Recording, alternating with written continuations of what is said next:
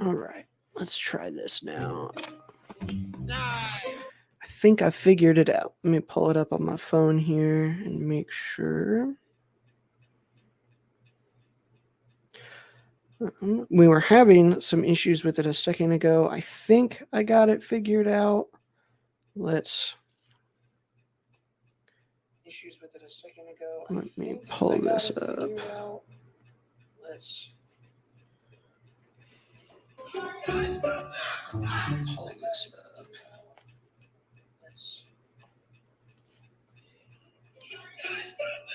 Cool. All right. I think we are good now. So let me pull this up here.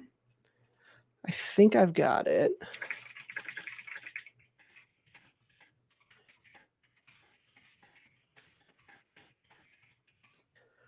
Right. So if you are tuning in and you missed the first 7 minutes, the goal of this evening, I'm going to probably make this a reoccurring thing, is going to be a Larper Reacts. I've seen some videos online and on different programs where people with expertise in something will come on and watch videos and give their opinions on different things. And so I want to do that with LARPing videos. I want to learn about different areas of the game, different games that I don't play within my niche, and then gonna give credit to the people obviously who made these things, but I want to go through, watch, give my opinion on some stuff. And so I just went to YouTube and I searched LARP, and we're gonna work our way down through and see what all we can find. So this first video here is called What is Larping, and it is by the Insider program here on YouTube. Let me pull up the bigger screen here and let me know if you can hear the volume on this. You should be able to now.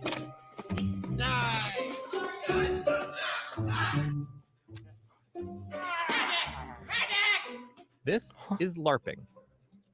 You may have heard about it from movies like Knights of Badassdom or Role Models. But what exactly is LARPing? I love this and entire why there. are people so obsessed with it?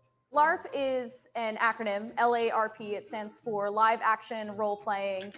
So I said this on the last one too. I like this one quite a bit so far because oftentimes when we get into the news, they don't portray LARPers very well. And this one seems to be pretty well done and pretty awesome. Thank you, sir. I appreciate you checking for me, Cameron, on that. But this one I like quite a bit because it seems pretty professional, and it seems to be coming at it not in a way to try and make fun of the people that are on screen. Like they're telling the story, and it's pretty cool. I like it so far. Some people will say live action role playing game, or they'll turn it into a verb called LARPing. Chelsea Russell has been LARPing for the past 7 years, going about once a month. She's part of a group of LARPers based in New Jersey called Orem. What LARP is generally a interactive role-playing experience, kind of like a Dungeons and Dragons or a video game come to real life. LARPing basically involves coming up with a character. I like the little musical instruments and the whole kit here. It not necessarily the fantasy stuff that I normally play, but I like the setup that she has going on here. Giving it a background, the elf ears, making costumes and props for it, and then acting out a story. We're currently in Stage Point Delta of the continent of Antioch. You determine their name, their personality, do they have any family members? What's their goals in life? Since my character likes math, I have a book of Sudoku That's pretty dang puzzles. cool. I like that. Plot has been written in advance. And of course, it's any LARP. It's going on a quest. You have to have the Walmart and Hobby Lobby and all the Halloween skulls, and players just can't have one without that. To improvise the rest. They've created a world and they've created rules for that world. Orem is a steampunk fantasy themed LARP. Okay. Some other LARPs can be post-apocalyptic, zombie, and vampire themed. In addition to participating as a player, Chelsea also writes some of the stories and works part-time on the staff. We were talking with one of the last interviews I did with Saint Daedra, and she was talking about how she was on staff for one of these kind of LARPy or LARP ones. And that's pretty interesting to me, the distinction between staff and players. Because with Amtgard and Dagger here, those you don't really have that line very much. A lot of the people kind of do both, and then it changes from back and forth. So I think it's pretty neat to see games like this that are a little different than what I'm used to. Monthly events to see what it's like. This LARP took place at a Boy Scout camp in New Jersey, I like which it. was closed for the season, so all the cabins and buildings were free for use. One of the organizers, Robin, arrived early to set up food and decorations. Soon, the players There who you go. registered in advance started to show up in their cars. When players arrive, they'll arrive out of game, out of character, setting up their things. And if it's a weekend thing, they'll set up their sleeping area. I do enjoy going to the LARPs that have cabins available with the bunks and stuff. It really does make things a lot easier to be able to be in the bunk with your friends. It makes it quite, it's got AC most of the time, sectioned off areas. I like the ones that have the bunks. Setting up their sleeping area. Weekend LARPs typically run from Friday night through Saturday at midnight. They cost around $40 to $50 to register per person, which doesn't include travel or any meal besides breakfast. About 10 people were in attendance. So interesting there. So they just said the cost of this LARP in New Jersey, $40 to $50, and that only includes one meal, or one meal per day over a 2-day event. Pretty interesting how different events cost different things as it goes. I like that. Breakfast. About 10 people were in attendance for this event. When they register, they get their character sheet with their current stats, along with some cards that represent weapons and ingredients used to make items. Okay. One of the things that people can make in the game is called a Clockwork Messenger. It's supposed to be a small animal, often in the shape of a dog. That's kind of cool. A few people will take turns playing what's called an NPC. Okay. Think of them as temporary staff working for the writers and organizers. I'm gonna go back. I like that guy's. A few people will take. I like his hood right here. Like, that's really cool. I like the orange color, and then I like the leaves down at the bottom as well. That's pretty neat. Turns playing what's called an. And it looks like pretty basic garb here is the minimum standard. I like that. Just the black pants, black boots, and the tabard here. PC. Think of them as temporary staff working for the writers and organizers. I like that too. I like the mask and the fur. Notice that they do have modern clothing on underneath it, but it's all muted. I think they said this one was steampunk too, so The term is called NPC, different. non-player character. They'll send an NPC out as, I'm a nasty orc and I'm going to burn down your farm. And the players will react as they determine that their characters will react. As they got into costume, the players ate dinner together. I am Silas Arlock, a dark elf explorer. I like his garb. I like the orange and the blue. Entrepreneur. Liana ears. Rose. She's an imperial scientist. My character's name is the Mole. He has an actual name, but he doesn't remember it. He's a hedge mage. So he's one of the people who try to cling on to the dying magic of this world. Meanwhile, Orum's head of plot, Kelvin, started setting up his props. The antioxidant goodness in every bottle of palm. Of course, if I'm going to do more of this, I should probably actually pay YouTube for their ads, or to get rid of their ads.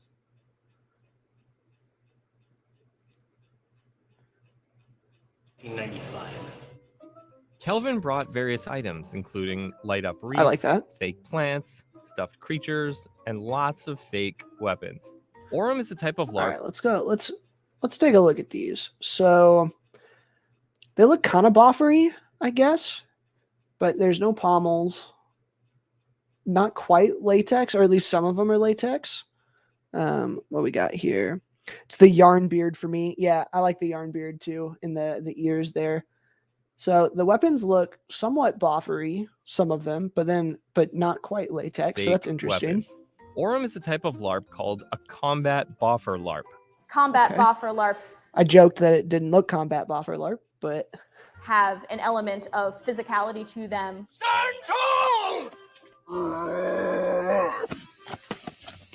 They incorporate specially made weapons that you can actually fight with. Which is PVC pipe covered with insulation foam okay, and duct there we tape. go. There we go.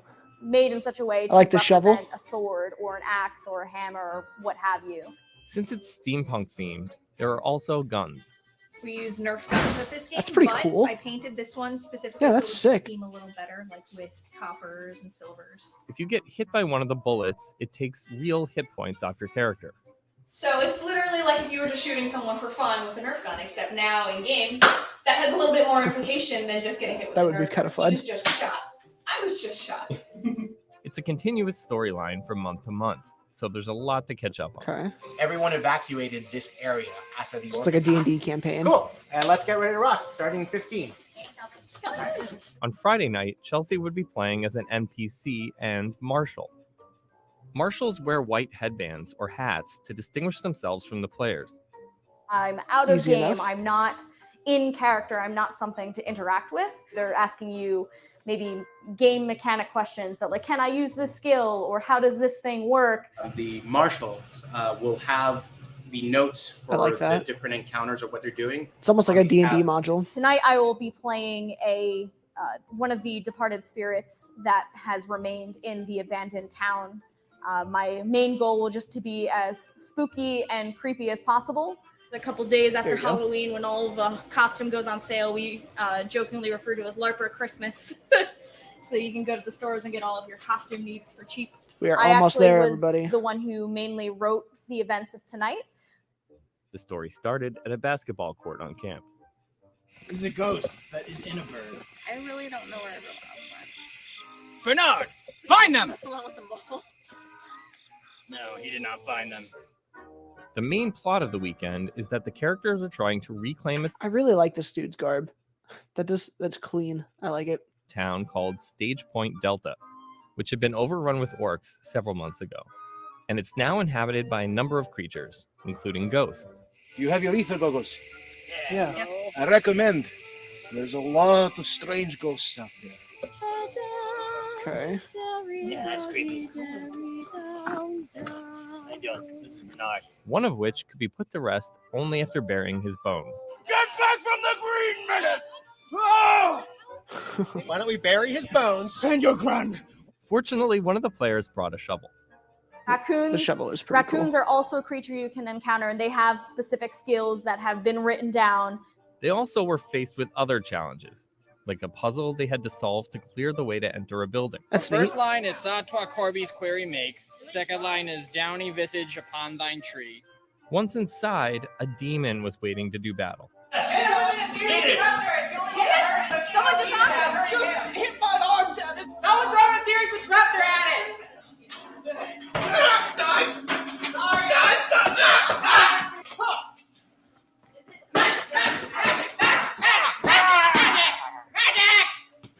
In Orem, characters can Alright. die. They can be permanently killed. But that doesn't mean you have to go home.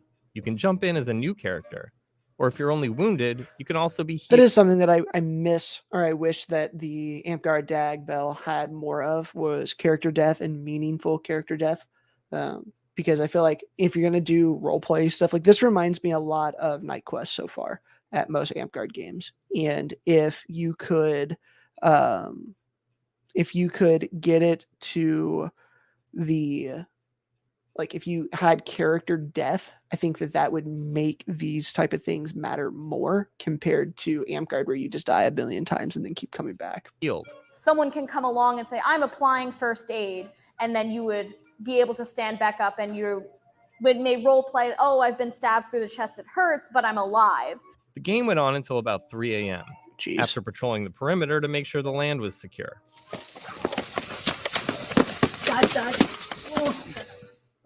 In the morning, Robin made pancakes and bacon for the players who arrived at the table in costume and in character.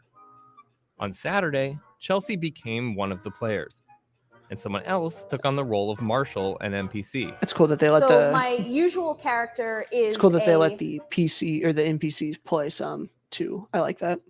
sea elf mathematician. She follows the sun god called Hepenen. My name is Madrelor Navstirnerhoff. I'm a Van Nisse mathematician with Stoneforge and Company. In the daylight, the group battled some more creatures, like a tiger and a troll. And things I like got a the bit troll. scary when real gunshots could be heard in the woods from nearby hunters. Huh. But they managed to tie this into the game's story. In the background.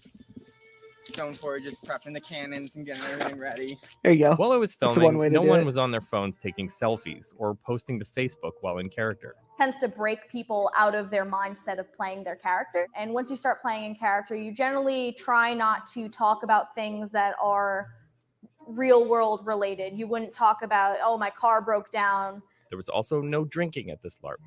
Everyone played for the rest of the Probably 'cause day it's at a Boy and Scout then camp. departed on Sunday back to the real world.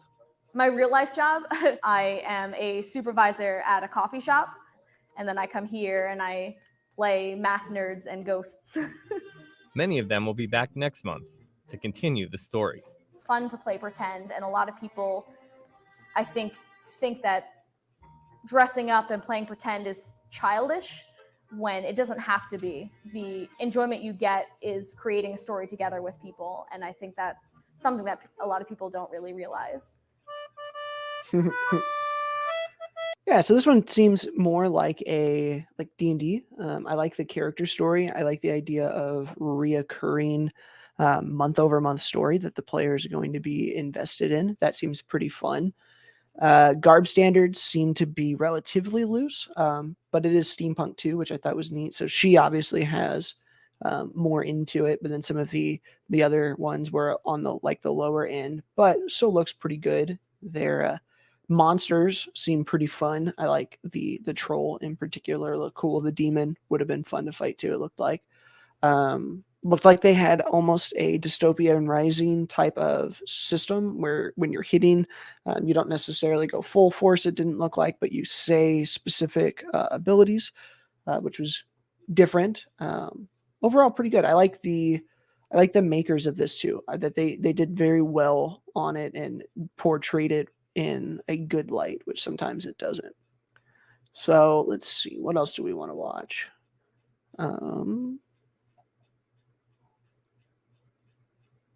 Let's do this one. How to Start Larping. As someone who So resembles this one is How to Start Larping by T for Tinka. Looks like 27,000 subscribers here. Let's see what it's Today got. we're going to have another video about LARP. So I did a poll on my community page asking what LARP-related videos people might be interested in, and the most voted one was LARP 101, How to Begin LARPing. Good, we need more of This those is videos. a chill video. I have my tea. I have my witch hat. I have my new camera. So before we jump into it, I have a handful of disclaimers. One is that I have been LARPing for 2 years, Okay. but one of those years was a plague year. So I only have 1 year of actual experience. My second disclaimer is that this is for in-person. I like the mantle over here. That's pretty cool. I like it. Looks like double layered with the strap. I like that. LARPing. I know that there's been a trend these days of doing like virtual LARPing on like TikTok. I don't know much about that. I'm definitely interested in that, but that's not something which I will be talking about today. Is that a thing? I've never seen a virtual, like a TikTok play by post type of LARP thing. I wonder how that would go. Third is that this is for local, like campaign LARPs. I know there are some like big fancy LARPs, which would be different, I think, of finding them.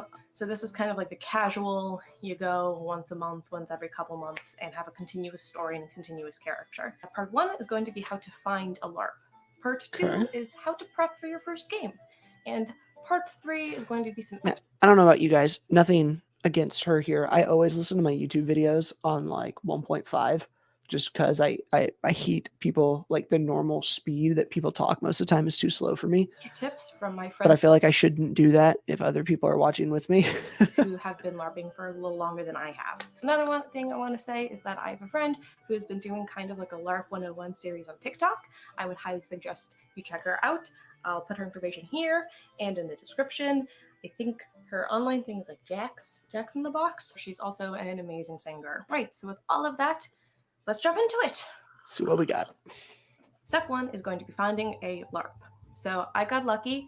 I found my LARP because a friend recommended it to me. I knew this person from anime conventions. They did a photo Common shoot for story, me and then anime posted conventions. on Facebook asking if anybody would be interested in LARPing. So I said, yes, sign me up. And that's how I found it. This is a great way to find LARPs. If you can find a LARP with a friend who's gone there and would recommend it, that's the best way. But a lot of people don't have that option. I'll say that's how I found it. I found the game through my friends that were playing already, and they invited me out. So if you're one of those people, what do? Step 1 is Googling LARPs in your area. Remember, I drive around 4 hours to my LARP, sometimes man. longer. Goodness. So don't be shy if you can drive a little farther to it to extend your search a bit. For example, when I was looking for new LARPs, I would be looking in Connecticut, Massachusetts, New Hampshire. Pull up their website if they have one. Make sure you like the vibe. Make sure to check the location.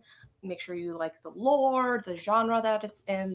Maybe it's a post-apocalyptic LARP. Maybe you don't. That would be really fun. If I could play another LARP, I think a Fallout game would be super fun, post-apocalyptic like that. I know Nuke Lanta is going on. I think something like that would be a ton of fun. I've only really played the fantasy LARPs, and then I guess a couple of like minor post-apocalyptic, but it was mainly fantasy like it was a weird mashup. But I think a post-apocalyptic would be really fun. Don't want to go to see zombies, maybe that scares you. Obviously, look at that. Second, find a Facebook group. Now, this is something that I would highly recommend to new LARPers. Even if you haven't been to the LARP, you can request to become a member, and you can go in there and ask questions and make friends even before you show up. The 2 LARPs that I have like lined up after the plague ends also have very active Facebook groups, which I am a part that helps. of. And having a community that it would be posting, a couple times a day, a couple times a week, and having that interaction is just really important. Third, you want to look up LARP content. So this is YouTube videos, Reddits, Instagram, Twitter, TikTok, all this stuff. See what people are saying about it. See what people have created around it. YouTube vlogs, I think, are super important for this. For example, one of the LARPs that I want to go to post-plague is called Blessings. It's a post-apocalyptic LARP here in Massachusetts. That would be fun. So I had a friend of a friend who went and recommended it to me. So I started kind of looking more about it online. So I saw Kaza Marie, hopefully I'm pronouncing her name correctly. She posted a vlog about it. So I checked it out and I thought that, it's obviously like woman friendly. It looks really cool. The community is obviously nice enough to like support a video like that. So yeah, that kind of sold me. I'm also going to have a quick list of stuff to look at. That's nice. While you're looking at LARPs. So we have, first, location. Is it a good location? Can you drive there? Second, do they have cabin rides? Yeah, This that's is important. when it is possible for you to be attacked while sleeping in a cabin. I don't like this. I kind of want to sleep at night. And I need some time to Same. Completely cool down, get out of Same. character. Third is it a full contact LARP or is it lightest touch? The one that I go to is lightest touch. So that means technically people can't go and just like actually physically fight you. Still get bruises. People still get super carried away with like, the fighting. How do you get bruises from a lightest touch game? I don't know. In general, you're not supposed to actually like hit someone. You're supposed to just kind of tap them as light as you can. They're also way more strict when it comes to weapons. You have to get everything checked out, logistics. And then finally, is it minority friendly? Are they okay with LGBTQ? Would they respect your pronouns? A lot of LARPs have pronoun pins, he, him, they, them, that you can just pin onto your character. They're kind of in decorum. They're really cute. So that's something to think about. Maybe ask an admin of a Facebook page, do they have pronoun pins? Is that something that they can provide? Is it something that they wouldn't mind you wearing? Keep an eye out to make sure that the LARP is POC friendly. If they have people of color in the staff, that's a great sign. If you look through their gallery and there's a lot of people of color, that's also a good thing. If you know that the community is a diverse community. And also check if they have any racist stereotypes in their lore. This is unfortunately something which is very common in fantasy. Just rooted into the genre. So that's something that you want to look at. All right, so you have found a LARP that you're interested in going to. So now or what you do if you amp with your amp guard. Just don't have any lore in general, and then you don't have to go anywhere near it. Have to prepare for a game. First things first is read the rules. This will usually come into 2 parts. One is the lore of the universe, and the second is the rules of how to play the game, like the game mechanics. So I would highly suggest to read both of these, but also don't obsess over them. That's a You're a good new point. player. Yeah. People are going to expect you to get things wrong or not remember stuff. If you have someone giving you issues for not memorizing your character card your first game, then second we'll be making a character. And this is when it gets like really fun, right? This is what everybody wants. So definitely start off with reading the lore. A lot of LARPs don't have like a pure Tolkien fantasy lore. They have some of their own tweaks on it, so definitely read that over. Read through the different species and races that you can be. Read through the different areas you can be coming from. You don't have to memorize like the full map, but maybe memorize like the general idea of where your character wants to be from. Another thing that you could build into your character Again, or your amp guard, and you don't have a character map, and you don't have backgrounds. I know that's. I don't think DAG really has that either. SEA leaves it kind of up to you a little bit more. So that is one of the things that's kind of interesting with different LARPs is how much background and how much lore there is in each game. Some have loads and loads of lore, and you're expected to be, not fluent but comfortable with it. And then other games have almost no lore at all. I think that's pretty interesting. if you're scared about this, is have some kind of reason why your character doesn't know the world. For example, my character is like a drunk satyr who wanders around in the woods for the last couple of years. Like, she doesn't know anything. So when I came in, I'm like, oh, what's Cormire? People are like, oh, that's that city. And I'm like, oh, well, I've never been there. And people are fine with that. It actually leads to more repeat because people do like talking in character universe stuff. Another thing to think about is that if you're going with friends or if you know friends who are already there, think about character ties. Character ties are kind of pre-written relationships between you and another character. They really help with like initial roleplay. They're not necessary, but they might help you, especially if you're newer to roleplay. Another thing that I kind of want to highlight when it comes to character creation is that LARP is different from D&D or online LARPing. Your character is not the main character of your LARP. So if you have this grand backstory of like your brother killed your family and you are out for revenge to kill your brother, that might be difficult to do. It's super interesting. You should try to write NPCs into your background. You should try to have that, but don't rely on those things. Next, something that you might want to think about is to run your character idea by the admins. Sometimes there are specific... I know other games are like that, but can you imagine the poor soul who, if you had like a gate check at every Amp-Guard event or Dagger Hero event where you had to get questions from or approve people's backgrounds, and you get, the 14-page backstory from every person. Places no, on thank like you. a website or a Facebook group where people would ask you to run your characters by them. Definitely do that so you know if you have to change anything before you go. I could see that being way more useful, like what she's saying here, in the games that have very strict backgrounds. I would, as a new player, definitely be concerned about where my character fit in the world. And so that the games that have a bigger background, I could definitely see how pre-scanning or just ask questions to the runners or on Facebook or whatever before you make your character. I would be one of those people that would be super nervous about writing a character backstory or whatever that doesn't fit in with the world. That makes sense. Make sure that it's approved for the story, that you're not being like the princess of the kingdom and they'll be like, actually there's another princess in the kingdom that's been written in as an NPC, so you can't be the princess. That kind of stuff. So next would be creating a outfit. So as a first-time LARPer, feel free to keep this simple. Find stuff in your closet, go thrift shopping, buy stuff online. But it really doesn't have to be too complicated. For example, look at the clothes that I'm wearing. I have my little witch hat. I have this shawl that I just around the house. I have a little cottagecore shirt on and a skirt. To kind of complete this costume, I might add a belt and a little pouch so I can keep stuff in. Really, it doesn't have to be too complicated. So you have read the rules.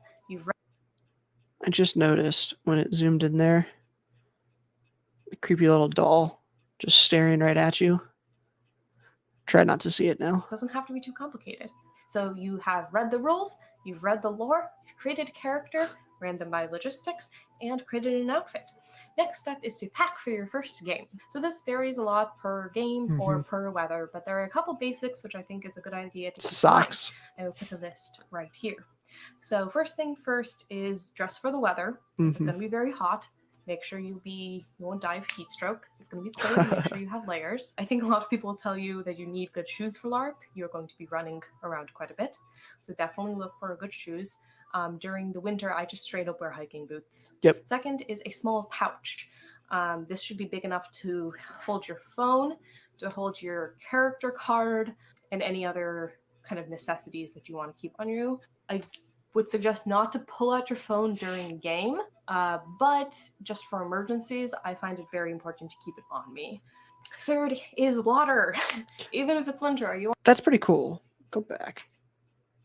to pull out your phone during game, but just for emergencies, I find it very important to keep it on me.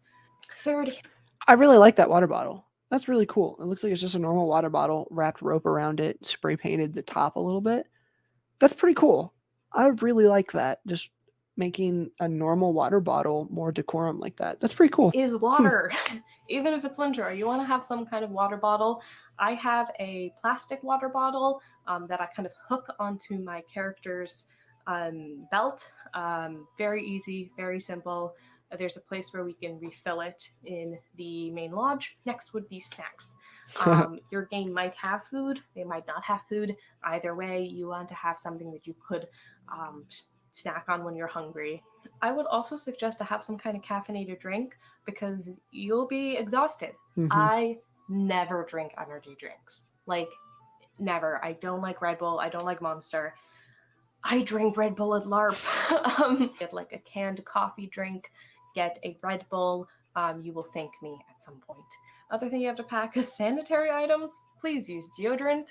That's very important. Amen. Also, I would suggest foot spray that you can spray into your shoe to keep stuff from smelling, because that's also very important. Your cabin mates will thank me. Which is a good thing to bring are just these wipes, either for like makeup wipe or just body wipes. Sometimes you are not going to take a shower at LARP. It's just the nature of the beast.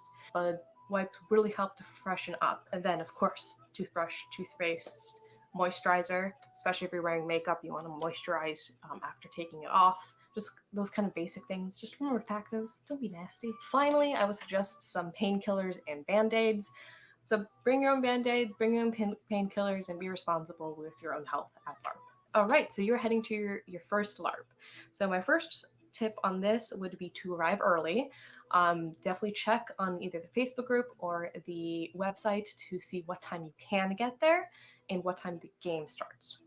There's also new player orientation. And be on time, so people. if you're a new player, I would highly suggest to go to any of these kind of learning orientation things that your game provides from you, because they'll teach you the basics of fighting. They'll teach you the basics of the mechanics. They'll tell you what not to do and what to do. Okay, so now we're in the part 3 where I give kind of personalized tips for my friends. I also kind of want to go over my first LARPing experience. So I had a friend who LARPed and posted on Facebook about it. So I prepped, I asked them questions before I went, which was great. Remember, I left my job and I was driving down.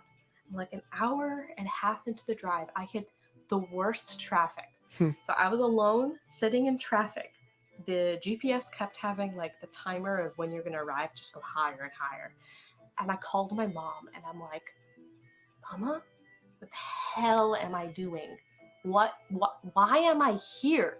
What if there's just a bunch of weirdos in the woods? What if it's not fun? What if I'm just going to drive like 6 hours because of the traffic down to this place and not going to have a good time? And my mom was just like, just go. You need this. Yep. You just go. And to be honest, I think that's the best advice I can give you, is just to go. All right, so I asked my community for some tips on LARP, so let's go here. First one is go with a buddy, but don't be afraid to venture on your own. I think that's actually very important. It's always good to go with a friend to make yourself feel safe, but if you want to break off from your friend, that's also very important for kind of self-growth and character growth. Whenever you think you need, pack a bit more. Better to be over-prepared than desperate for warmth or food. 100% on that one. I always bring, even like in my summer events, I will always pack a sweatshirt. Always bring an extra blanket, always bring a couple extra pairs of socks. Like whenever you think you need, just bring 20% more, because it's really easy to pack stuff home. It is terrible to get out of an event and not have something that you need. Don't be afraid to ask others for help, especially with clarifying rules. We're all there to play make-believe. I think that's a very good one. Again, just ask questions. Ask all the questions. Nobody should be mad at you for that. So another thing that I saw a couple people actually posted is don't worry about having a simple costume to start out with. I think one of the beauties about LARP characters' costumes is that the more you're in them, the more you're like collecting new pieces. Very true. And that builds your character on yourself. For example, Ella has like a little bell on her choker, and that was from a mod where we had all these like little bells to like ward off these like evil shadow demons. I kind of tied it there during that mod and just never took it off. There's a lot of these little things that you're going to be growing in as a character, and as a newbie, it's totally fine to be, you know, a little bit more casual. Then one of my friends posted, don't play a great character, be. Yeah, for sure. It's the same thing as picking up your first weapon and just having to go fight. It can always be intimidating whenever you're entering a first tournament or just learning to fight or even just showing up. Yeah, 100%. Just go do it. And if you don't like it, cool. But you'll never know if you're going to enjoy it or not if you don't give it a shot. Be a great character. So one of my friends said, red light is best at night. Use a red Sharpie to cover over your flashlight or red cellophane. Don't kill yours and others' night vision. Interesting. Right shoes matter. That is very true. LARPing is a group activity, and we're all there to tell a story. In my opinion, it's best to be approached from the eye of the reader rather than the character. You're not always going to win. You're not always going to lose. And in the realm of fantasy, romance, hardships, and betrayal, no one ever wins. At the end of the day, LARP mimics life, and just as you can't win life, you can't win at LARP. So just tell a story. Don't be afraid to just watch and let your character act. That, I think, is brilliant. It's just like Jacob 2021. My friend Ben said, if you've never LARPed before, consider asking to NPC first if that's how they run. We can help you. That right there. One of the newer players that's been playing in my area, his name is Axel. He just went to his first event, and while he was there, he NPC'd in Night Quest, and he seemed to have a really, really good time with it. If you're unfamiliar, unsure, one of the easiest ways that you can get plugged in is volunteer to help, and then volunteer to be an NPC, a non-player character, and be able to go in. And at that point in Night Quest, you're expected to die. So it's not a super competitive thing. You can role play a little bit if you want to. You can have fun with it as you get into it. Volunteering to be an NPC or a monster is a very good way when you're a new player to get involved. You get more of a feel without high stakes of losing character and making the wrong RP move. And often you'll have veterans there helping. So this is actually really good advice. NPC is non-player character. Most LARPs have an NPC shift that you have to do anyway. So you can request to just... That's a novel idea. I like that. ...have NP shifts the entire weekend. This really helps you learn the mechanics. It helps you learn the world. It gives you a super easy place to ask questions. You're not killing another immersion by going out of game and asking questions because you're just an NPC. And my friend Mark said, your health/safety is more important than how your gear looks. Yep. This is very important. So he's talking about making sure you don't overheat in summer or making sure you don't freeze in the winter. Kind of an extension of that is if you have to have something, let's say a wrist brace or like an insulin or glasses, like something that you need to function as a human. No LARPs should give you shit for wearing those things. And the last tip is hydrate and make sure you feed yourself. This is very important. Me and my friend who we met at orientation together, we forgot to eat our first LARP because we got so nervous about stuff and so high on adrenaline. We had this like big feast at my LARP. So we were like at a feast and we're like, why are we so nauseous and sick? Oh, it's because we had like a single apple because we just completely got caught up. I was the same. in the story and the adrenaline. So really be careful with eating. Make sure you give yourself breaks. Make sure you're going to hydrate, and make sure you have enough energy to make it to the weekend. All right, so I think that that's a pretty simple. I have no idea how long this video is. I feel it's going to be rather long. If you have any further questions, please comment below. Hopefully once the plague lets up, we'll all be able to go LARPing again. And the people who have discovered it over quarantine will be able to jump into this new hobby, and I hope this helps. And with that, thank you for watching. I like it. So this was How to Start Larping by T for Tinka. I liked that quite a bit. A lot of good tips in there for camping and preparing and getting ready for your first event. So if you are just tuning in or tuned in during that, essentially what I'm doing here is just going through and picking out videos on YouTube with different LARP stuff that I am just watching through, going to comment on as we go down. Feel free. You can throw your comments in the chat too. Should be streaming on Facebook, Twitch, and YouTube. So feel free. You can throw stuff in there. If you have ideas for videos, LARP related, historical related videos that you want my opinion on or want to watch through, go ahead and send them to me. We can watch those. But I'm just going to scroll through. It's 20 minutes. So I want to watch a 20-minute one. It's got 1.8 million views though. I feel like we have to. Yeah, I feel like we have to. All right. So My name's John Stewart. this one is LARPing Saved My Life by Vice. LARPing, live action role playing, is a game in which people create characters, yada, yada, yada. 14.8 million subscribers. This has almost 2 million views. Let's see what we got.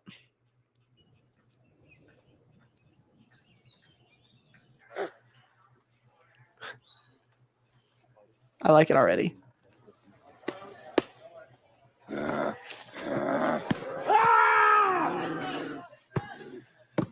All right, so it looks like we've got real armor, Boffer-ish, Boffer and duct tape.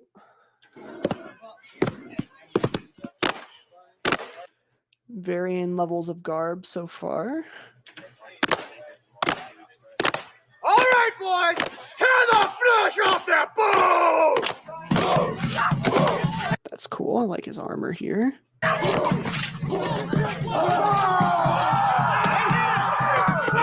Necrotic, double, save, break. One, crushing two, crushing two, crushing two. Behind you guys, pulverize 3. Okay, so it looks very similar to again, a Dystopia Rising type of calling your hits with different points and different effects. I like his helmet. It's pretty cool. I like the hat too with the giant feather. That's a big old feather there. Wow. It's not a game. It's not a interactive drama. It's not a play. It's not a performance. This is a world.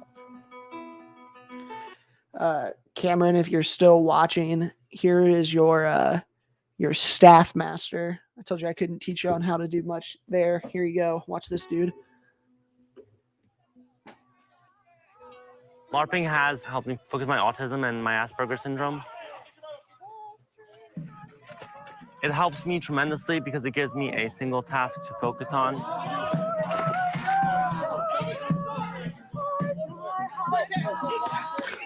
I don't think I've ever seen an actual bard sing at Amtgard, like while they're fighting. That's kind of cool. That would be neat.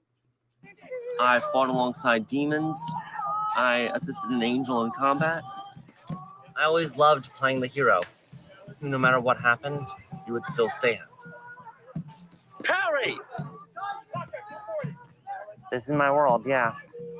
Here's where I feel most at peace.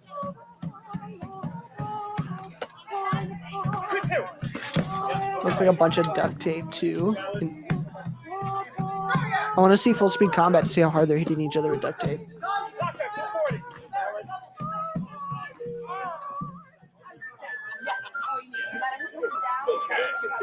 Narrow. I like the, let's go back. I like the red armor here.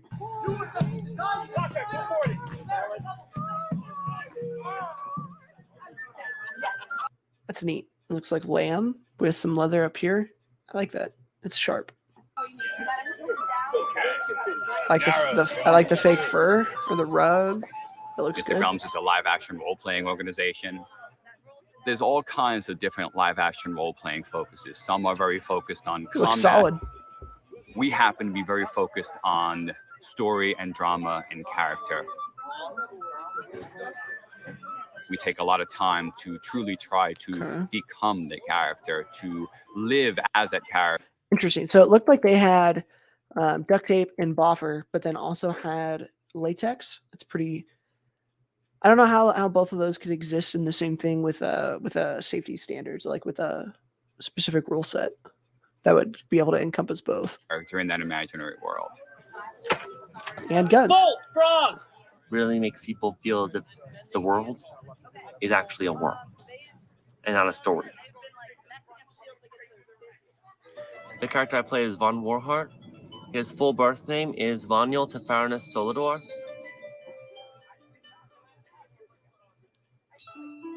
Von is my... That's cool. I like that. I can't tell. Is that Nerf? Yeah, it's got to be Nerf. That's cool looking, Character though. that I've played all the time, 7 years, maybe 8. When I make a character, I go with an actual part of me. This character, courage, wisdom, power. He's supposed to be the part of me that decides to be the hero, not me. He's courageous. I'm kind of not at times. He has phenomenal cosmic power. I don't.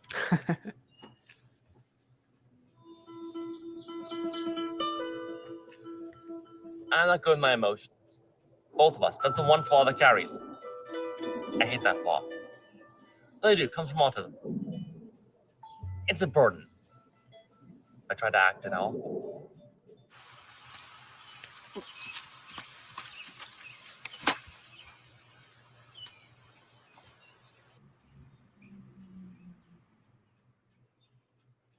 Jonathan was classified with Asperger's syndrome at the age of 4. We knew something was off. We just knew something wasn't quite right. You know, his intense focus to things. He just didn't socialize with the kids the way other kids seem to socialize. It's not that he didn't want to play, but his way of showing his desire to play was not the same. It was just not your neurotypical kid. Sometimes people look at me and they know I have autism and they poke fun at it. Other times they look at me and they treat me as a lower intelligence person. My name's John Stewart. This is what I look like now. Turn the ads down.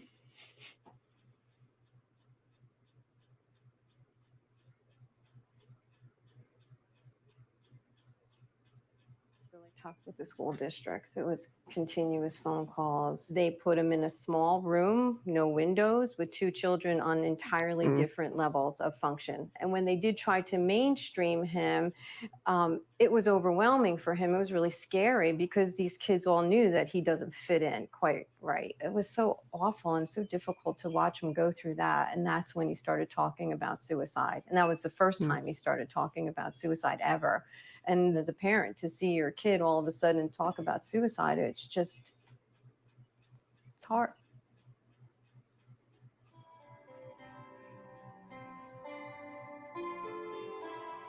That's actually another reason why I started LARPing. I wanted to prove myself. There are guidelines in place there. Right. So I think that that's a tremendous help for a child with Asperger's because they need that. If they don't back up, they're going to get like 6 heads. 3 from the first initial. 4, 5, 6. My job is out here in the field with the carts. Is this gentleman over here decided to pick me up from work to get a few things for the event tomorrow? John's a good friend. It's a sick sword right there. I like that. I don't know what that material is, but I just call everything that looks fancier than a Boffer latex, but it could be completely different things. I'm not sure, but that's really cool. there's a lot of people that don't know how to handle John. They just don't understand with John and people that have got Asperger's. He didn't really have a lot of friends. I have the ultimate weapon. Put it back. Dan. Dan is my friend. He really does care. John, you know you push people's buttons. I know, but you make it sound like it's a bad thing. There's certain times where you need to handle situations delicately, John. Point taken. My job is just to push carts. I got that job using LARPing. They ask, well, are you a good problem solver? Yes, actually. In fact, once a month, I hold a small problem solving committee to discuss town problems and find the most reasonable outcome and or solution to it. Go ahead, Rick. It's my understanding that when a large mass of undead gather, a necrotic haze is formed. All those four, please raise your hand at time. I didn't have to tell them it was a guild meeting and that I was LARPing. LARPing has helped me focus my autism and my Asperger's syndrome.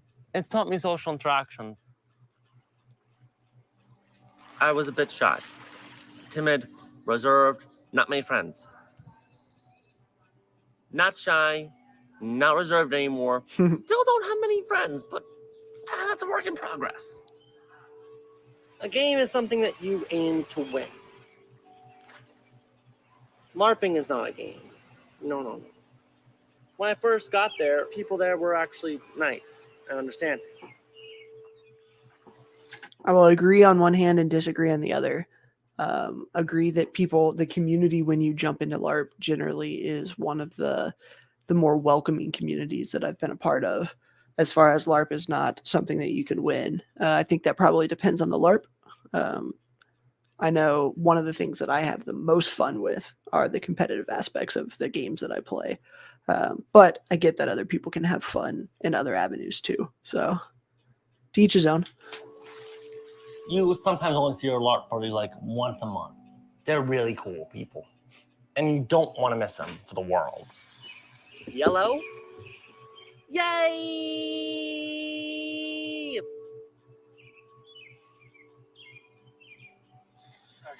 There, you puppy. Hi, Cooper. When bad days happen, I hug it. After everything what I needed for this month, I'm gonna blow it all on the rest of the event. That's always like the best thing to do. Thanks. Blow all your money at LARP. My name is Jessica. I play Axelia, who is a wood elf. She is a professional rebel. I'm Devin Torkavian. I play Hazel. Hazel is a bright witch. She's a lot braver than I am in social situations because I'm transgendered. Every time I see a person that I don't know, I kind of have to gauge them. It's a lot easier to be brave in character. And that's helped me stand up to people in real life because I've done it before in a safe setting. My process of getting into character is just letting go of me. Let go of Devin and embrace Hazel. It's sort of bittersweet, actually. In real life, say, being female is a struggle. Sometimes we'll be in the bathroom and, we'll hear someone going for the manager because they think a man is in the bathroom. And then I have to hide in the bathroom stall and she has to go out and say, no, my sister's trans. I'm not saying that LARP is therapy. I'm just saying that's my experience. John, that's latex. Yeah, I was going to say, don't do that. Don't do He does that. have a hard time separating himself from the game at times, because if he gets into a situation where he's uncomfortable, I think it's easier for him to go back to the character where he is very comfortable. He might wear his cape or whatever. I think he wore his elf ears to the supermarket one day, doing his battles in the front yard. It's not to say that the kids necessarily are afraid of that, but they don't understand it.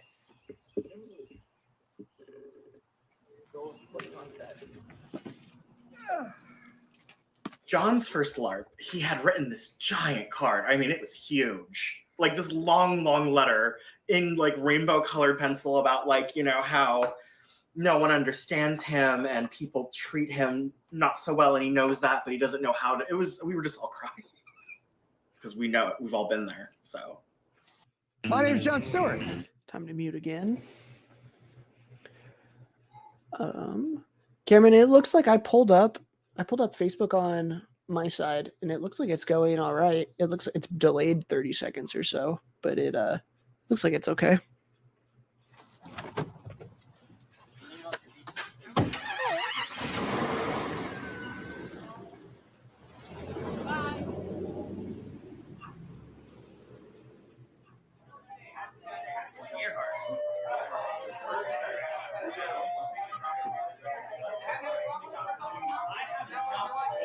Okay, it should be under the 13 trades, and they're all pseudo different. Artisan, alchemist. I always thought something like this would be fun. A game that has skills similar to D&D that have actual things that can be created or used in the game. I think that would be pretty fun. Bard, cleric, cavalier, Oh, never mind. Druid, He's talking about classes. runecaster, rogue, ranger, wizard, warrior, warlock. Yeah, all 13. No one ever joins my guild. I didn't know what to think. I really didn't. I mean, I'll be very honest with you. When I went and I saw the characters and their I like it. I like costumes, it. I'm not like a sci-fi person at all. So for me to go and see these young people dressed up for LARPing was really different for me. But I like the attention to detail and the paint and all the stuff that they're putting on here. Like that is, I like it when people put effort into their kits like that. when he came home, it was awesome. I'm sorry. It was just awesome to see he fit in for the first time. He had someplace to go where he was accepted. And you know what? That's all you want. Can you imagine what it's like for any child anywhere to ever feel like they don't fit in with anybody, you know, in all walks of life? And for him to come home, he was so excited. He was like a different kid. He really was, because he had, you know, somebody saying, you're okay. This is okay for you to act like this. And I've heard this story over and over and over again where different LARPs are the first opportunity where someone feels like they have a home or that they fit in or that they can truly be themselves. The community is one of the best parts of all of these games. you know, have your little tangents. That's okay. We get it. You know, so in that respect, I am very happy that he has found LARPing. The dad just looks so like the dad does not want to be there. I am very happy that he has Look found at him. LARPing.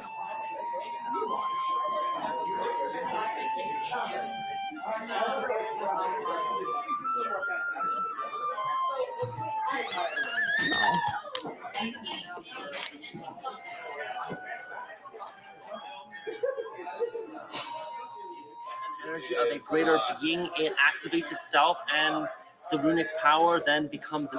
I like the head wrap there. That's pretty neat.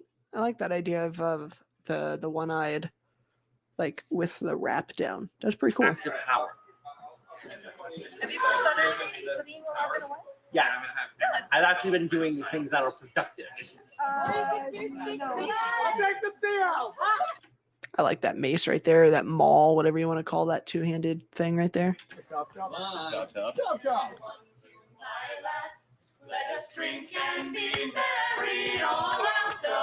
Okay, they're actually going.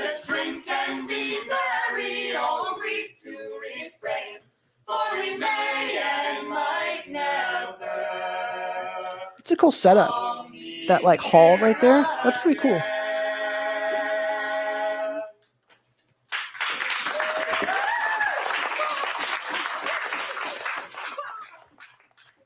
We wake everybody up. Great way to start the day. All right.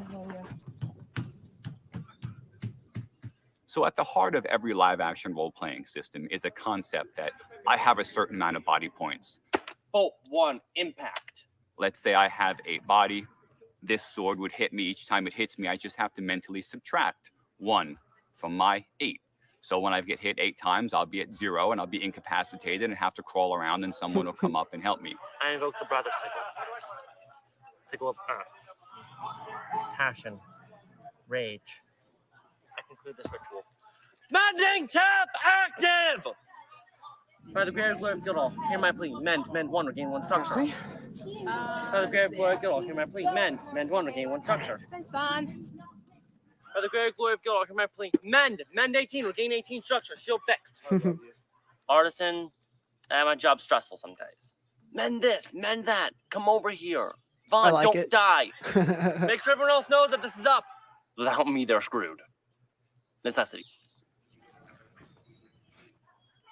20 years ago, we founded Mystic Realms.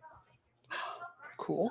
Like we older have game. stories that have continued from the onset of this campaign 20 years ago that are still going on and building.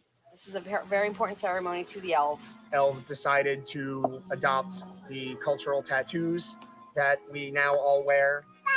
We've decided to tattoo him. It's a little, he's just fussy. It doesn't not unless we had to. Well, then they might go. Good enough. Congratulations, Hunter. Welcome to the Deep Elves. Evermore has been a part of our family for 13 years now, so I want to thank all of you for being here and sharing this with us. It's cute. My name is Karin. I'm a rogue at Guildhall. In real life, There you go, Axel. If you're talking about assassin garb, ninja garb. my name is Michelle. The character has very, very gradually become very quiet and very serious. When I play this character, I feel confident in my abilities to fight as my character and play this character. I like his garb right there. It's very similar. Let's back it up. It's serious. I've got some similar. When I play this character, I feel confident in my abilities to fight as my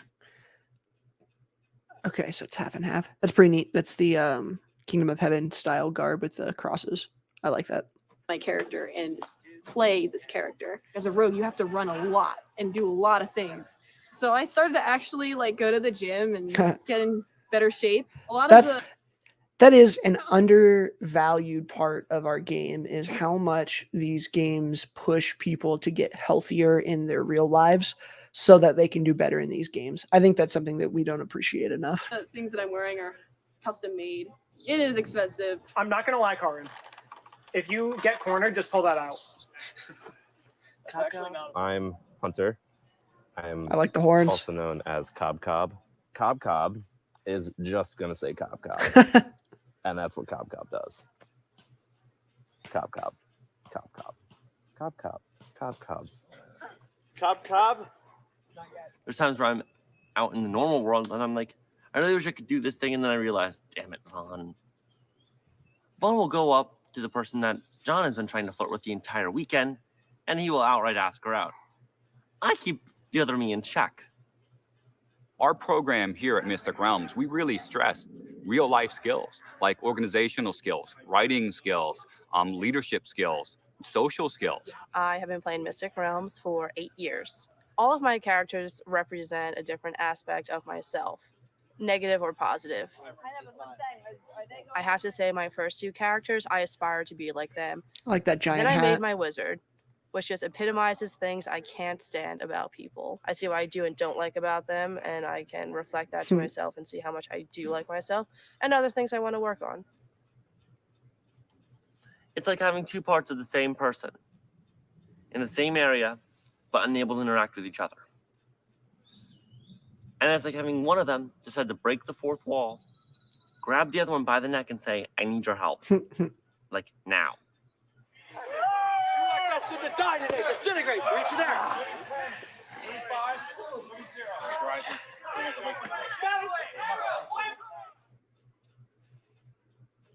Mute this again. If I'll use every chance I get the ads. If you're tuning in and hanging out, we're just watching through some different LARP content out there.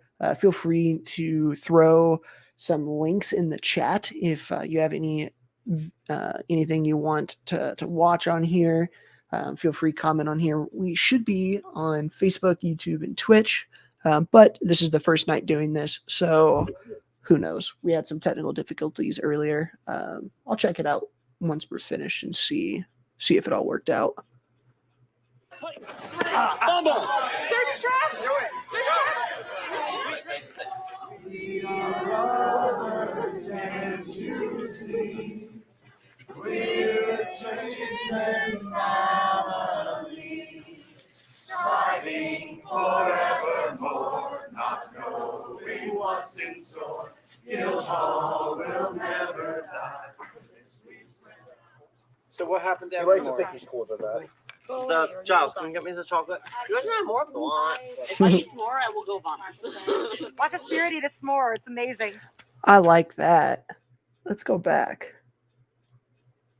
Watch a spirit eat a. That's a cool get up. I like that. That looks really nice. Does this look like cardboard maybe? And then have it behind the chain and then paint your face. I like that. S'more. It's amazing. It's really calming out here when you have a fire going and people.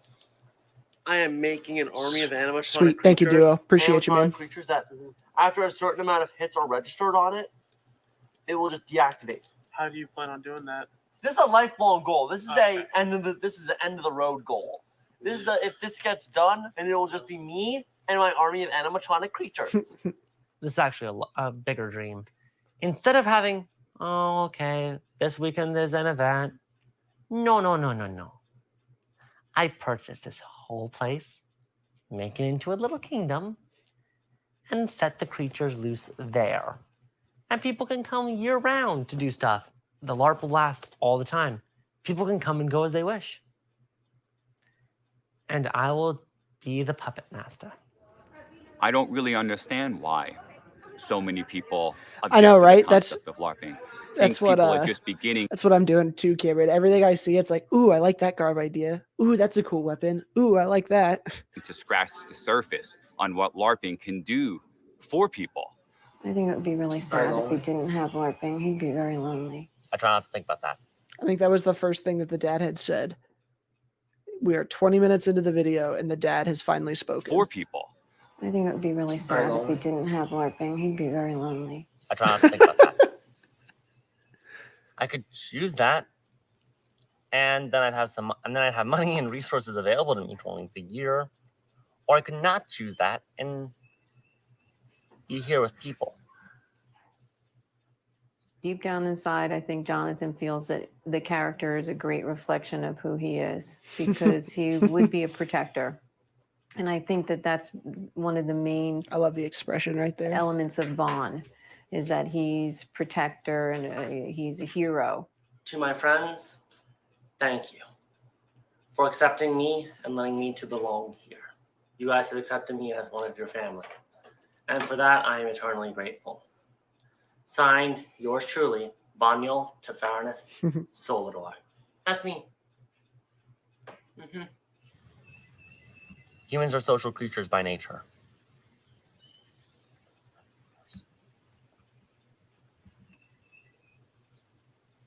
The attention of people is like sunlight to a flower. Without it, it will quickly wither and die.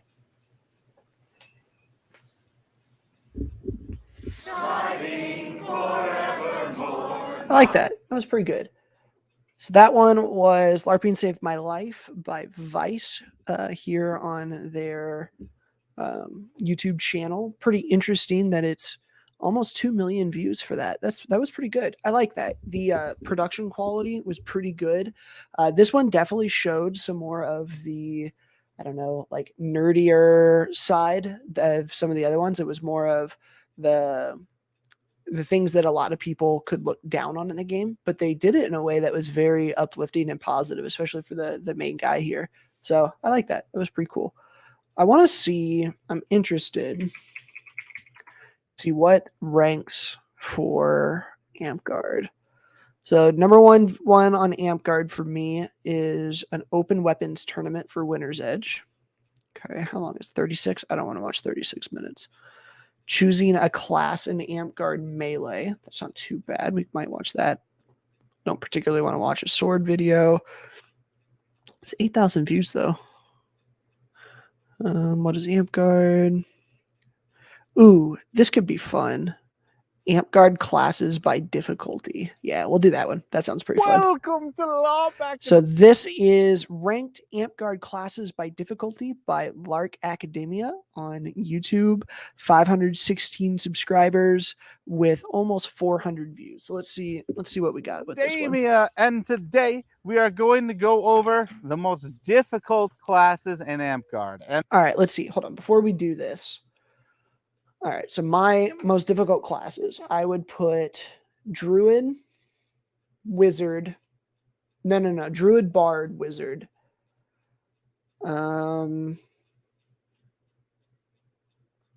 Assassin, Healer,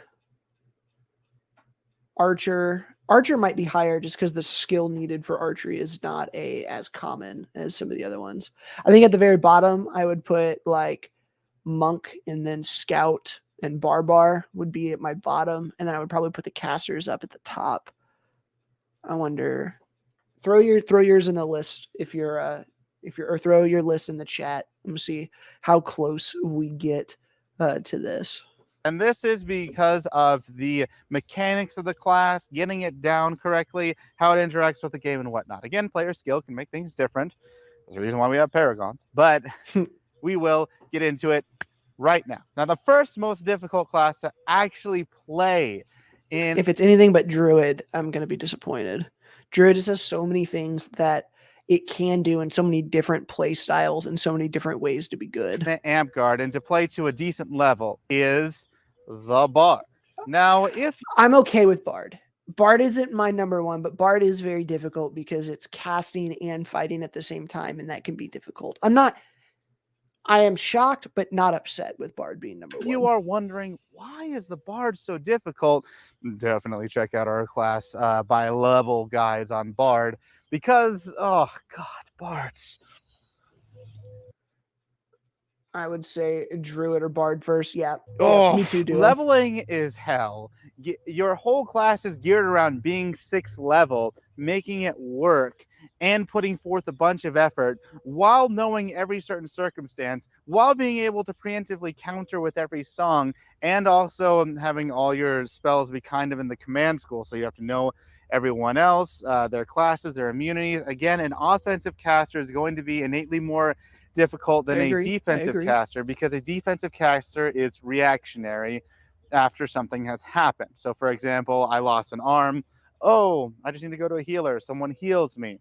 There are other difficulties as well, but that's the primary source of a defensive caster. That or preemptive, to where, oh, let me buff you, and that's kind of how it is. But with an offensive caster, you are in the thick of things, arrows flying at you and whatnot, and it is more difficult to play that class effectively. And Bard is a strange mix of support and offense, but it's really more offense is where the good parts happen. Well, and it's got a very unique skill set. The ability to be casting while moving and while fighting is one. It's kind of like why Archer might be higher up on the list too, because it's a skill set that not every class can utilize. Like if you practice sword and board, you're going to be able to use sword and board in most classes, but fighting and casting because every other class you have to have an open hand, where with bards you don't. You can actually fight while casting, and that's not a skill you get to practice that often.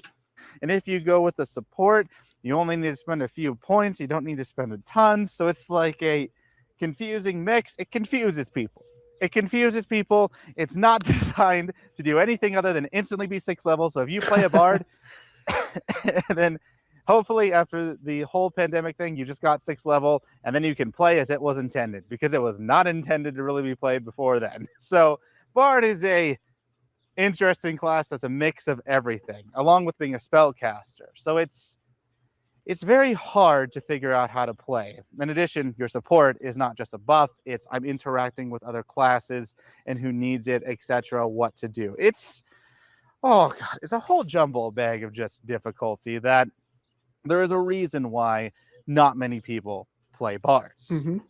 The next most difficult class... which is so weird. So it looks like he said Bard was the most difficult because it doesn't really have... or it's the most aggressive caster. Is that maybe what he said?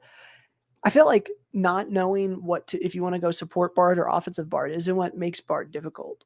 Like what makes Bard difficult is the casting at the same time as fighting.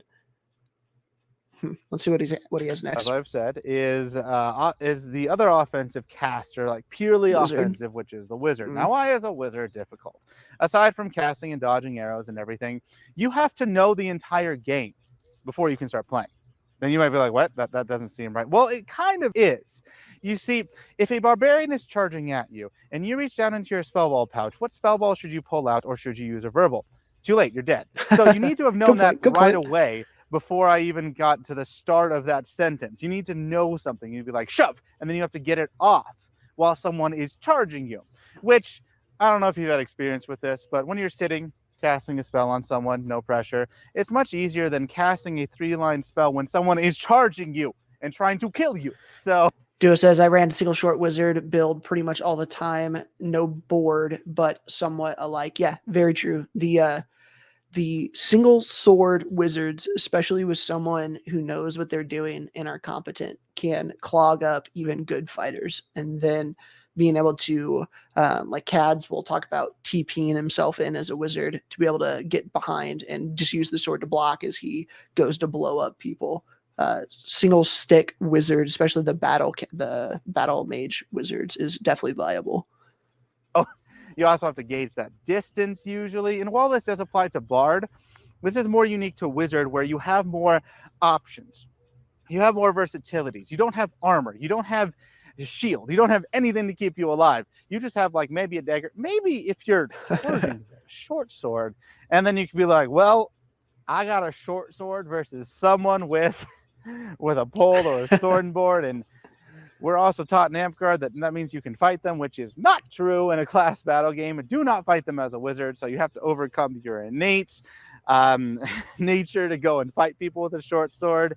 And you can do it. You can do it. There's a whole mixed bag of that, but you have to know which classes are immune. What does this enchantment do? Can I get around with dispelling it? Can I get around with just a different spell, especially if I'm not their level? Can I get around and hit this person if they have stone skin with a ice ball? But if I do, will that take off a point, or will that freeze them? And the answer is both, because if you hit them, then it takes off a point on their arm if they have stone skin. If they do not have any points on their arm, then it freezes them. And if it hits in a piece of equipment, they are also frozen, because stone skin does not apply to equipment. See how complicated and difficult that one intricacy was? Well, imagine that for at least 10 applications for every spell. Now, while that may be a slight exaggeration, it's not that slight. So that's why Wizard is probably one of the more difficult. I would agree. Wizard would have been third for me. Classes to actually nail down. The next most difficult class, our third most difficult, is Healer. No now, why way. Healer? No way. Druid is significantly more difficult than Healer.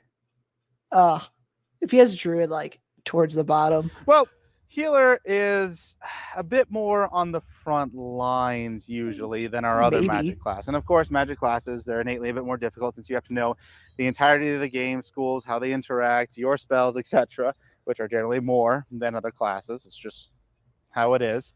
But healers, they have to go on the front lines generally to use their best abilities, and then actively use them, whether it's being an active spell ball, a little bit like a offensive caster, but really more defensively, or they're on the front lines and healing someone while reciting this paragraph while trying to get their keep themselves protected while trying to get their teammate up.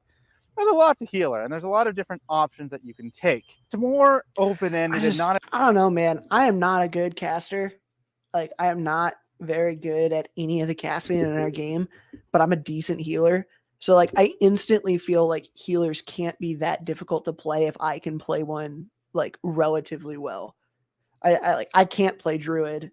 I barely can play Wizard, and I can kind of play Bard, but really I just go Bard with armor and then make it so they can't CC me, and then I just fight. I don't actually play a good Bard. So like I feel like healer can't, if I can play healer, it can't be that difficult. Not as clear cut as some of the other spellcasting classes. Bard, while it's everywhere, Wizard a little bit more complex. Healer still has the option of, should I take an enchantment or should I take a spell ball? After, of course, you take your. See, I can play Druid, I just not play it well, you know? Like Druid is just so complicated, or not complicated. Druid has so many different possible avenues of attack. There are so many different things you can do with Druid that I think it has to be higher than healer, just because in reality there are two ways to play healer, right? There is the gummy healer, and then there is the necro priest healer, and that's really about it. But there's like 17,000 ways that you can play druid. Candy druid, you can do the super golem druid, you can do a pure casting, icy blast dispel druid. Like there are a bunch of, you can bow druid is what Dyer does, right? Like there are a bunch of different ways you can play druid. Or like healing, resurrect, etc. But after that, Cameron says, to a newer player, most of these classes look the same in the level of difficulty. I'm just trying to get better at fighting first, then focus more on the classes afterwards. That's a good idea. Casters are the most difficult part of our game, but something that what a lot of new players get recommended, like monk, so they can just ignore casters. I would say the opposite. Your first class should be bard or wizard, in my opinion, because it teaches you how to interact with spells while also getting to fight a little bit, especially bard. You can do with a shield and the sword. You can wear a little bit of armor if you want to as well. I think starting with bard is one of the best ways to jumpstart your game here. Should I take this archetype or should I take this archetype? There's a bit more of complications than other ones. Should I take a stun? Should I not? Ooh, it makes this complexity that while you have to make these decisions on your spell list, you also have to adjust it in the game. For example, I have a stun. Should I use it here? Should I use it later? Should I use it on that person? Should I use it on you? I don't know. Should I go up and actually be up front with shoving? Should I stay back and be a backline healer? And you may have to be versatile and switch if you're the only healer. So you have to make sure you can't die as well as you're going to be targeted. I don't know. I don't struggle switching between like midline and backline healer. Like that's a fairly easy transition mid game to make, where I feel like, again, with druid, it's not very easy to switch from a frontline like golem druid to a candy druid and play style. Like that mindset is more difficult for me. A lot to healer when trying to play it, and the class itself has this innate difficulty built into it. And it can be easy if you're just going to say, well, I'm going to be a backline healer and just heal. But that's not all there is to the healer class. So there is a reason why this is the third most difficult class. The fourth is the last spellcasting class, and that is a druid. Why is this class difficult? Well, you do have to go through the entire spell list, know the entirety of the game, understand a little bit of your teammates, the enemies, the scenario, and then make a plan on the game. You then plan it before the game begins, and after the game begins, you're done. You're done because you pretty much have your enchantments planned out, your verbals, if you have any, planned out all the way. And it's not, you don't have as many options in game that you have to deal with. It's not the stress of, oh, I'm on the front lines and I have to make this split second call. Should I use this spell here? Should I use this spell there? Should I change it onto this thing? You don't have those options. You generally are like, all right, it's my spell list.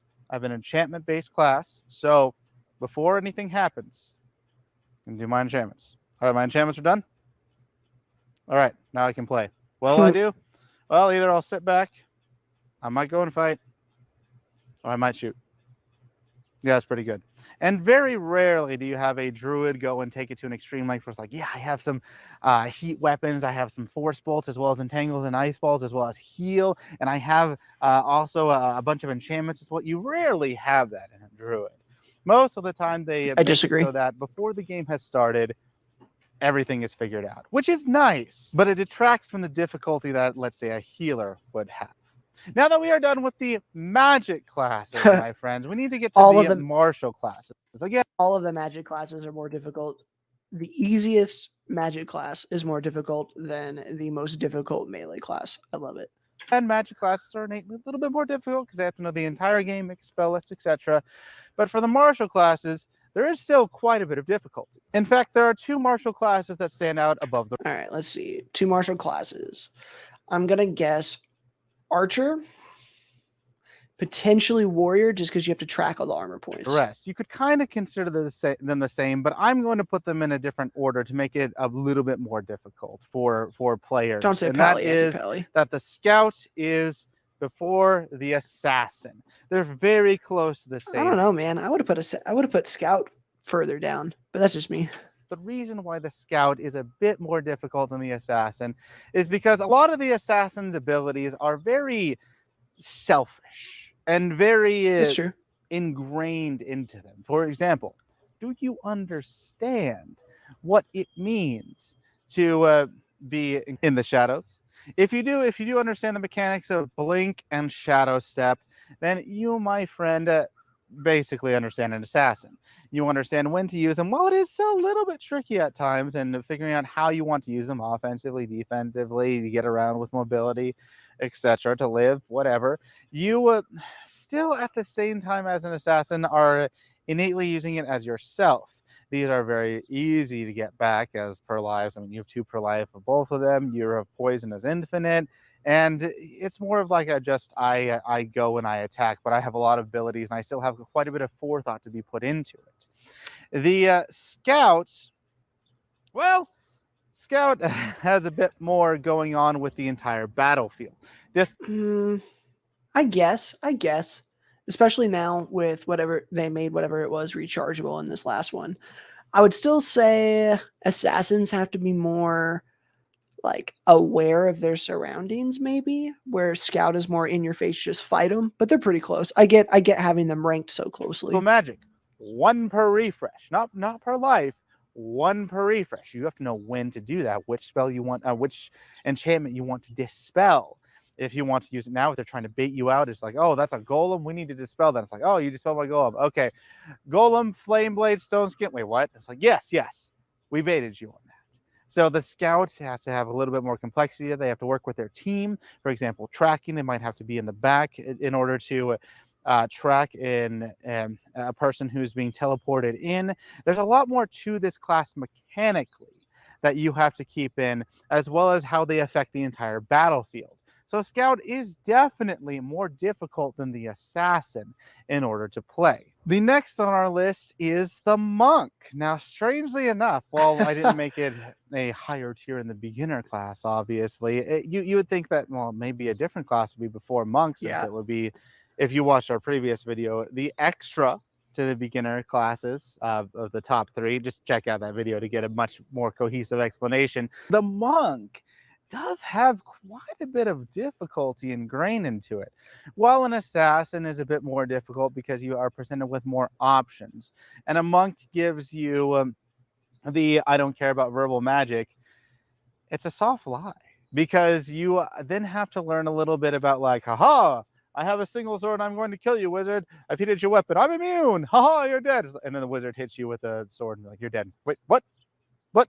I killed you. Like, yeah, but I cast a spell on you, but I'm immune to verbals. Like, you are, but not your equipment. Like, what? As there's some confusion there. You have to learn a little bit about the game as you're more pushed towards learning about your own abilities, like heal, sanctuary, how it interacts. There's a bit more complexity to the monk. I would say you could argue, honestly, that the monk might be more complex and difficult to play than an assassin, but that is a debate that I don't know. I feel like warrior should be up higher than monk, and simply because tracking 6 points on all of your limbs is super difficult. Like, if you're in the middle of a fight and there's a lot going on, I feel like tracking all of those armor points and then effectively using your AA is going to be more difficult than like using your heal and your resurrect as a monk. would leave up for you in the comments down below. Now, the next most difficult class to play is the archer. Yeah, I agree with that thinking, one. why the archer? Archer's hard. We're not talking about individual because it player sucks so skill, bad. and that's because the archer in and of itself not only requires a lot of money in order to play, That's true. but Good point. you Good point. have these very strange arrows that you do have to learn quite a bit about the game mechanics in order to play in order to shoot your bow properly. For example, if you just shoot your destruction arrow at someone and you destroy their shield, like, ha, it's destroyed, and the warrior says harden, and the archer goes, wait, what? So you do have to kind of know a bit more about the game. It's more the lesser extent of a druid, where you would try to make it so that you would kind of prepare before the game starts. And while I'm not going to make a huge case for the difficulty of the archer, understanding how your specialty arrows work, when to use them, and everything else does have a bit more difficulty than our remaining 2 classes. I think just being an archer is difficult. Like the skill set of being a good archer is more difficult than learning heal and resurrect from monk. Classes. Now these last two are, well, some may say interchangeable because they don't really Barbarian, have a class yeah. for some people. They might go out and you could see a warrior or barbarian sash, which looks like this to them, as you ask, what abilities do you have? And they say, I hit things. Because they don't really know their abilities half the time. In fact, I would say sometimes more than half the time, especially for our next more difficult class, which is warrior. Now, again, we're not keeping player skill into this. So with that little jest at you players playing the warrior and barbarian, that has no bearing on our difficulty. The difficulty with the warrior, while yes, equipment is a bit of a pain, especially armor, your abilities are fairly straightforward. They're not too complicated. For example, you go out there and it's very easy to get your melee weapons. You then fight. You have scavenge. When you kill someone, you can cast mend to get a point on your armor or point on or repair a broken item. Not too difficult in and of itself. The other one's true grit. Okay, that's not too difficult. Ancestral armor. Okay, not too difficult. Harden. I mean, it's what Harden does. It's pretty simple. Once you tell someone what Harden does, it makes your shield indestructible when someone says shield crushing or shield destroying. Unless it's a spell, then they get it. It's not hard. It's not complicated. A little bit like Destruction Arrow. Just like it'll destroy a person's shield. All right, unless they have Harden. Wait, what? Okay, well, I have Imbue Shield now. Wait, that's a new thing as well. It's not going to have any surprises with a warrior. It does have a little bit more difficulty, however, than Barbarian. Barbarian is simple. You have your immunities. If someone says command, ignore it. If someone throws a brown, white, or green ball at you, give me a little bit to remember that one, you ignore it. Like, okay, what else? Say armor breaking. It breaks people's armor. Okay, cool. Next ability. Fight after death. When you die, you get a fight after death. All right, that's cool. That's cool. Adrenaline. I mean, I'm not going to explain how adrenaline works, but you get the idea. They're pretty simple and straightforward. And while the warrior's abilities, and at least the warrior has an equipment cost in order to really play a warrior, and the abilities are somewhat straightforward, the barbarian is just straightforward. And it's to the point where these classes, sometimes when players play them, don't even use their abilities or forget they exist. So that is our listing on the difficulties of different Amp-Guard classes. Once again, I'd love to hear your thoughts in the comments down below. Is Barbarian actually the most difficult class to play? Of course it is, because Fight After Death is more intricate than an entire spell list and reacting to it on the field. Of course Barbarian is.